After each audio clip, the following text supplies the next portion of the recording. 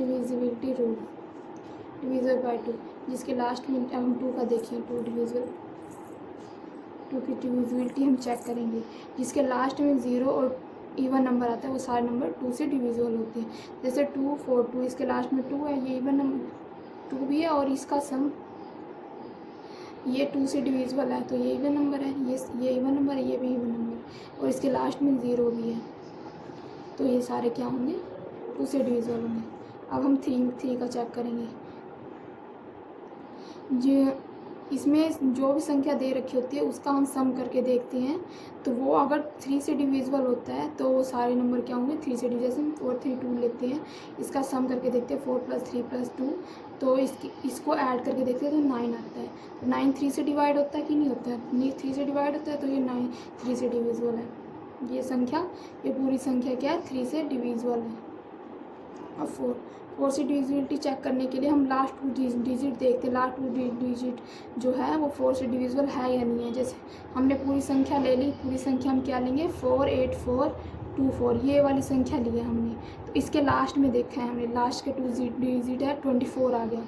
24 जो है वो 4 से डिविजिबल है यानी 4 की टेबल पे 4 6 24 24 आता है, तो ये 4 से डिविजिबल है। अब हम 5 में चेक करेंगे। 5 लास्ट का जो अक्षर है वो 0 होना चाहिए, 0, और लास्ट का 5 होना चाहिए। ये हमने 2 संख्या ले ली, 200 लिया तो इसके लास्ट में 0 है और इसके लास्ट में क्या है, 5 है। बस हमें इतना ही चेक करना है, लास्ट में 0 है कि 5 है, तो हमें पता चल जाएगा ये 5 से डिविजिबल नंबर है या नहीं है। अब हम 6 का चेक करेंगे। 6 का रूल क्या कहता है, डिविजिबल बाय बोथ, 2 और 3 दोनों से डिविजिबल होनी चाहिए। हम कोई भी संख्या ले लेते हैं, जैसे हम 2 1 6 ले लिया और ये 2 से, अब हम इसमें चेक करेंगे 2 से डिविजिबल है। 2 से डिविजिबल का क्या रूल था, 2 से डिविजिबल का रूल था कि इवन नंबर होना चाहिए, तो ये इवन नंबर है, हाँ ये इवन नंबर है, तो ये 2 से डिविजिबल हो गया। हम 3 से चेक कैसे करेंगे, हम इनका सम करके देखेंगे। तो हम इसका सम क्या, 2 + 1 + 6, 2 + 1 3 हो गया, 3 + 6 9 हो गया, तो 9 3 से 6 से डिविजिबल है यानी 6 से डिविजिबल है, तो ये 6 से डिविजिबल नंबर हो गया। अब हम 7 का चेक करेंगे। 7 का क्या होता है रूल, जो लास्ट डिजिट है उसको हम 2 गुना कर देंगे, कर देंगे और बची हुई संख्या से माइनस कर देते हैं।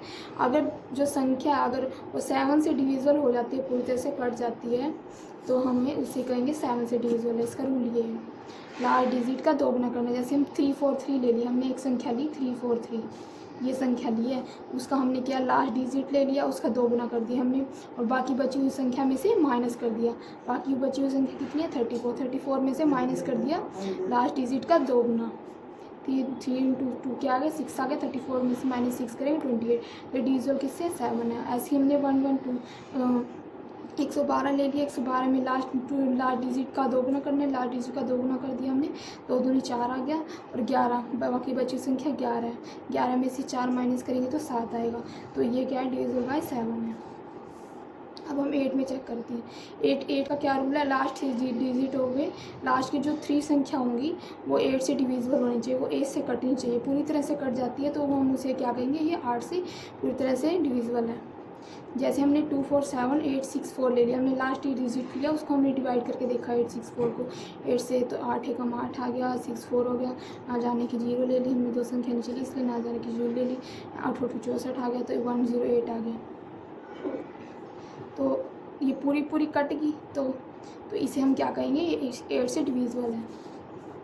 आज के लिए हम 9 से डिविजिबल देखेंगे। 9 से डिविजिबल में क्या है, ओल्ड डिजिट का सम क्या है, डिविजिबल 9 होना चाहिए। ओल्ड डिजिट का सम देखेंगे वो 9 से डिवाइड है या नहीं।